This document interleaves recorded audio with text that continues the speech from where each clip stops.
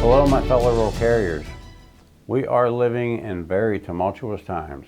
Our sisters and brothers in Southern California began the year with historic wildfires that devastated large communities and impacted many postal families.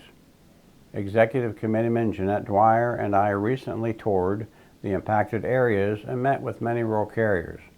The devastation from the fires and subsequent mudslides has left a lasting impression on us. From the fires in LA to Hurricanes Helene and Milton in the southeast, we continue to do what we can to support rural carriers that have been impacted by these generational events. I assure you, we have not forgotten the multiple disasters we have witnessed in recent months. Please keep all of these communities in your thoughts, as the road to recovery is long and many are still struggling. Things in Washington, D.C. are also tumultuous.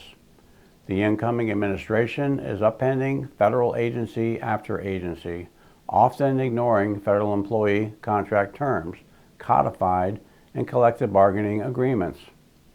While it remains to be seen how the new administration will approach the Postal Service, we must remember the 2018 Presidential Task Force, which recommended eliminating collective bargaining over wages, outsourcing postal jobs, and relying on a lower wage, non-career workforce.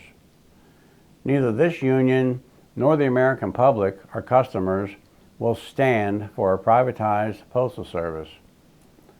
I recently attended a rally supported by all four postal unions and many other union leaders from across the country to band together in our fight against privatization and to support legislation that benefits our working and retired carriers. House Resolution 70 was introduced on January 28th. This bipartisan resolution opposes any attempt to privatize the Postal Service and reaffirms Congress's commitment to keeping it an independent federal institution. It underscores the importance of protecting universal service for all Americans, particularly those in rural communities. Ensuring the Postal Service remains public is essential to safeguarding jobs, maintaining service standards, and preserving the integrity of a 250-year-old trusted institution that serves every household and business in this country. Our best protection against these attacks is our collective bargaining agreement. We are still having productive contract discussions with the Postal Service, and we will continue our meetings provided we are making progress to significantly improve our contract for all classifications of carriers. The reality is simple. When rural carriers are stretched too thin, regular carriers suffer, leave replacements suffer, service to our customers suffers, and the communities we serve feel the impact. The NALC agreement expired nearly 2 years ago in 2023. The APWU agreement expired in September of 24. Your national board has no intention of dragging this process out any longer than necessary to secure a fair agreement.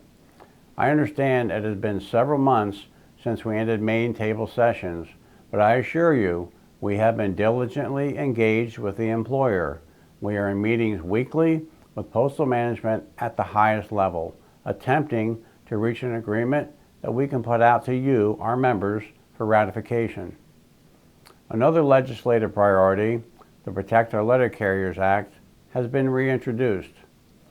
This bipartisan legislation, H.R. 1065 and S. 463, is essential for our carrier safety by addressing mail theft and crime and ensuring that rural letter carriers can deliver their routes without undue risk. We will continue to push for its passage, and we will mobilize our grassroots network to advocate for its success. Your voice is crucial in these efforts. Our success on Capitol Hill depends on the engagement of you, our members, with your respective congressmen and senators.